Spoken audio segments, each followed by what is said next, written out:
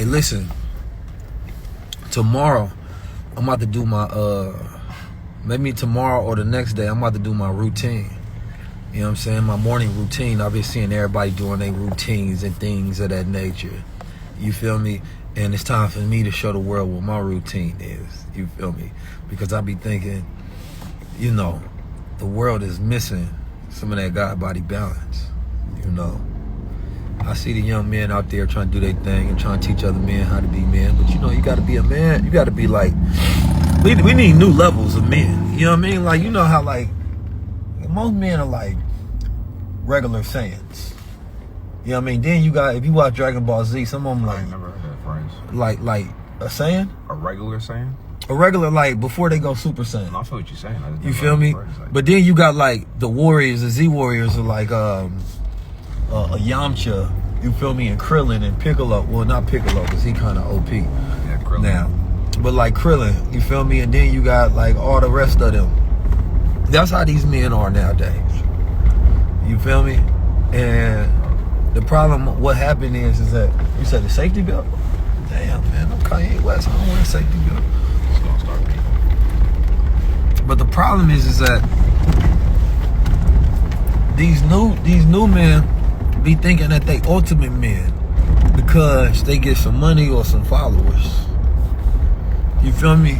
And it's like, man, I don't even want to be compared to this, because I be seeing people that be doing things and they be like, oh, this is the new masculinity. There's no such thing as new masculinity, bro. I mean, not in my book. I know y'all got y'all new definitions and stuff. We don't deal with that. There's only one kind, you know what I mean? And that's the real kind. And particularly the definition, or not even the definition, but the truth about masculinity is if a man doesn't have self-awareness, it is fragile, right? I got in my manifesto, which is, you know, my philosophy, my book of philosophy called Keyism. And it speaks upon this idea that you have to have ultimate self-awareness. When I mean like ultimate self-awareness, it makes you bulletproof. Because when you're not self-aware, right, then you're prone to being feminine and fragile. Yeah. You're prone to being feminine and fragile. Meaning that somebody can say something and make you feel insecure. Somebody can gaslight you, right, because you're not self-aware. You feel me? Like another man's emotional spiral can make you feel away. Don't you know like how many people be trying to like bid me into a back and forth with them? And I'm like, bro, I'm so self-aware that I might just laugh at somebody else. Like, your misinterpretation of my character has nothing to do with who I actually am. So therefore, I have no reason to respond to you whatsoever. I would rather allow you to just live in your world. You feel me? With your misconceptions. But when you a man and you masculine like that, man, you got so much self-awareness that nobody can make you feel anything other than who you are, because it's ultimately backed, you feel me, and sustained with self-awareness. Like, I know myself deeply. So what you say about me, it's not gonna make me question who I am. I'm confident. I don't care about the judgment. You feel me? You get to feel good in that. Man, I'm telling you, man, life gets so much simpler when you know yourself. Self-awareness is key. So I see a lot of men that are emotional and, you know, insecure, and, you know, for some reason we live in this world. I had a brother comment on my post today. He was like, what is Key's occupation? I always find that interesting. Like, what's my occupation? First of all, why do you want to know? As long as I'm a man taking care of myself and my family and I'm living, that's enough, first of all. You know, but the idea that you have to bottle yourself down into a checkbox so that somebody else has something to judge you by, measure your worth by, oh, I think it's preconditioned madness, right? Because my whole idea when I first started this, I'm like, first of all, a man is what he does. What is this man good at? So it's not even a serious question in the first place. It's disrespectful, because if you see somebody as a master at something, and I am a master communicator and speaker, well, that's one of my occupations. My occupations are my skills, my gifts. Well, 19 Keys is amazing at building a media platform that is one of the top 1% in the world. Well, that's what he does. He does media. He's one of the most influential men. He's a futurist, right? He predicts micro and macroeconomic trends. He teaches financial and economic literacy, right? He teaches masculine and feminine development, right? And self-awareness. He's a teacher. You feel me? He builds out family businesses and teach health. And like, you are what you do. So it's a quite obvious thing when somebody asks that question. But then the brother goes on to be like, well, you don't teach about nationality or law, right? And where are your books? And he's comfortable being the one that fills the gap. Why they think they need to bring in competition to try to compare themselves so that they can bring themselves up by saying what another person lacks? It's a very interesting idea within itself. Hey, bro, you don't do this and I do this. That is fine. I'm glad you do that. Because growing up in the FOI, which is the military branch for the Nation of Islam, it was a training, and there was a saying in that. When we would drill, you said I had froze? Damn. It was a drill called, or not a drill, but a command that we would do called dressing up and cover down. Now, essentially what this happens is that as you're drilling left face, right face, march time, march, there become gaps in between you and the next man. So when you say dressing up and cover down, you will put one hand out, right, like this, until you touch the next man's shoulder in front of you, essentially cutting the distance out and bringing back order in the line. And so if somebody stepped out of the line, then you were dressing up and cover down to cover that gap.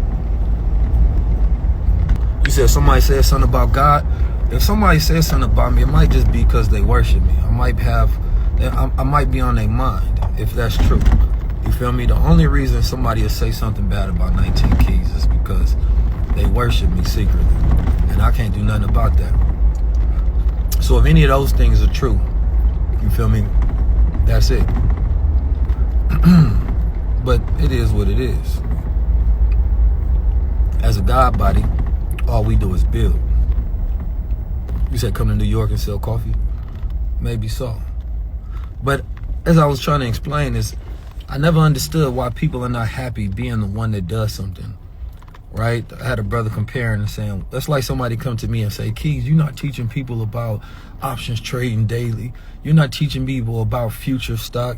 You're not teaching people about, you know what I'm saying, I don't know, sovereign something. And it'd be like, I'm not, but I'm doing these other things. And as a man, all I'm going to do is the things that I particularly am good at. I was listening to a brother today. I met you, gave me a dope ass framework. He said there's 5 different kind of people, right, in the world, like 5 different vibrations. He said there's the king, right? There's the thinker. He said there's the roamer. There's the protector, right? And I believe the other one was the executor, I think. Right? Like the king is usually the one in there, he say, got the bold ideas, right? Like, oh, I want to build this pyramid. And then the thinker sits there and he's like, let me figure out how to get this done. Right? So he sits there and then the king like, what do you need while you're doing this? I need you to be comfortable. You're a thinker. You feel me? And then once the thinker is done, he passes that off to the executor. Executor goes out there, you feel me, figuring out, or they call them the protector rather, which is like the lawyers and, you feel me, the accountants and, you know, the people that can like protect it and put it all together to make sure that, you feel me, it gets executed. Then you got the roamer, the person that goes out there and like spread the ideas. And so essentially we was talking about how like, you know, the interesting idea also was that when you become really good at what you do, you actually become a king as well, right? And sometimes a person can be multidimensional. And what we've forgot to appreciate and accept is that one person is not supposed to play all roles. I'm particularly a thinker. Sometimes I'm in my king mode. You feel me? Sometimes I'm forced to be an executor. But what we have not allowed in our culture is to allow a person to be what they truly gifted and good at. We think they need to do everything, and that's because we come up in a space to where, you know, we first generation. You feel me? So we first generation man, like, damn, everything that my father didn't do, my mother didn't do, my great-grandparents didn't do, that means that I got to do it in one generation. So now you got to learn investing, you got to learn accounting, you got to learn strategy. Now you got more complex system. You got to learn social media. You got to do branding. You got to be good at this money skill. You got to be good at this business. You got to set up your like you got to, but you can't do all of that by yourself. So if you're lucky, and they're saying like in every nation and every team for every idea, you need to have those 4 to 5 people. You feel me? That's how you're fortified where you can get things done. So I'm not allowed to be just a thinker. No. Now, in another culture, that is fine. A man can say, I'm a philosopher, and he can just spread ideas. And nobody will ask him, well, where's your institution? Nobody's going to ask him, why are you just on stage talking? Well, maybe that man is a speaker. Where that don't even exist in our culture. I've never seen that in the white community where somebody said, why are you just speaking and spreading the ideas? Well, he spent all of the time cultivating the knowledge and the information. That's so that everybody in the audience who is now benefiting from this person's thoughts can go build, you know? But what we typically get is this one person spreads the idea, or the king might be an entertainer or a celebrity. I don't expect them to also be the thinker. No, they need executors around them. So we're not given the grace. And then when you try to be more than one thing, people will say you're doing too much. How can you be all these things? So it's almost like a lose-lose. And that's why you have to be self-aware, because in the midst of the hate, in the midst of the enemies, in the midst of all of this, you still have to be willing to